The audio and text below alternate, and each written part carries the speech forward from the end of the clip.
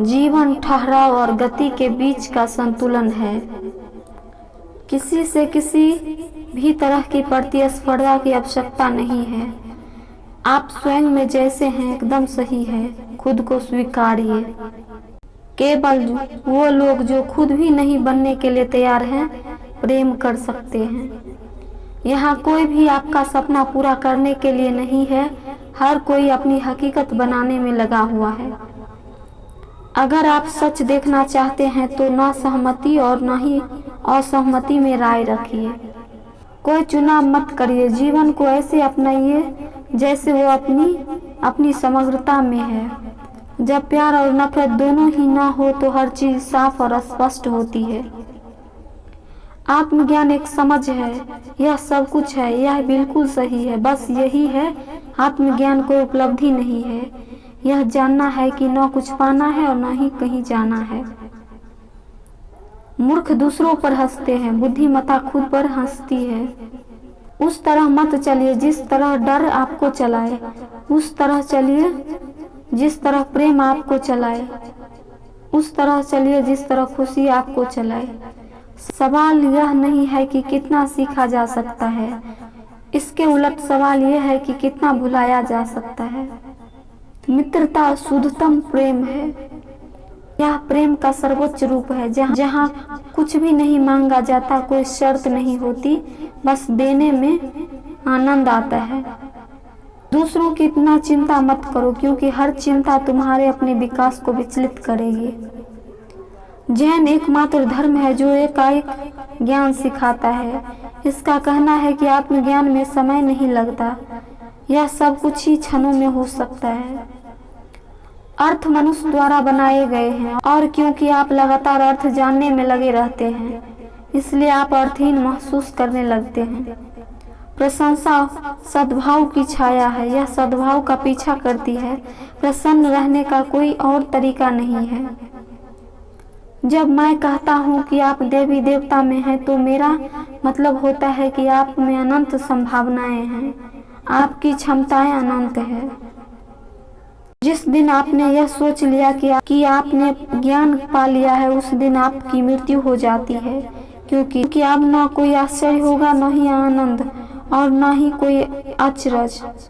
अब आप एक जीवित जीवन जिएंगे, वो बन जाते हैं जो आप सोचते हैं कि आप हैं। जैन लोग बुद्ध को इतना प्रेम करते हैं कि वह उनका मजाक भी उड़ा सकते हैं। यह अथाह प्रेम की वजह से है, उनमें डर नहीं है। जीवन कोई त्रासदी नहीं है, यह एक रहस्य है। जीवित रहने का मतलब है हास्य का बोध होना। अधिक से अधिक भोले, कम ज्ञानी और बच्चे की तरह बनिए। जीवन को मजे के रूप में लीजिए, क्योंकि वास्तविकता में यही जीवन है। संबंध की उनको जरूरत होती है जो अकेले नहीं रह सकते। गंभीरता एक बीमारी है, आत्मा की सबसे बड़ी बीमारी, और चंचलता सबसे बड़ी सेहत है। कभी यह मत पूछो मेरा सच्चा दोस्त कौन है, बल्कि यह पूछो कि क्या मैं किसी का सच्चा दोस्त हूँ। यही सही प्रश्न है। खुद को खोजिए, नहीं तो आपको दूसरे लोगों की राय पर निर्भर रहना पड़ेगा जो खुद को नहीं जानते। नहीं, मैं अपने लोगों को लाठियां नहीं देना चाहता, मैं उन्हें आंखें देना चाहता हूँ। एक गंभीर व्यक्ति कभी भी महसूस नहीं हो सकता, और जो महसूस है वह गंभीर नहीं हो सकता। मनुष्य केवल एक संभावित रूप में जन्म लेता है।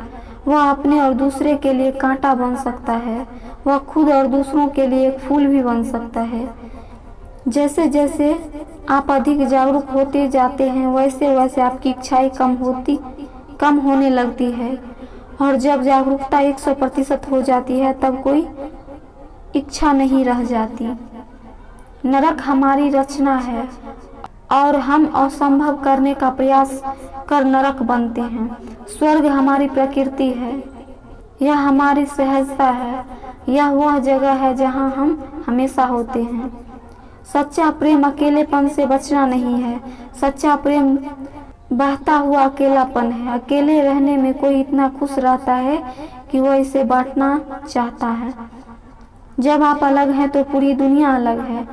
यह दूसरी दुनिया बनाने का सवाल नहीं है, यह केवल एक अलग आप बनने का सवाल है।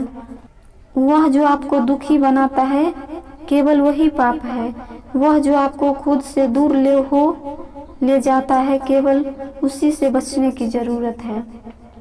बीते हुए कल के कारण बेकार में बोझिल न हो।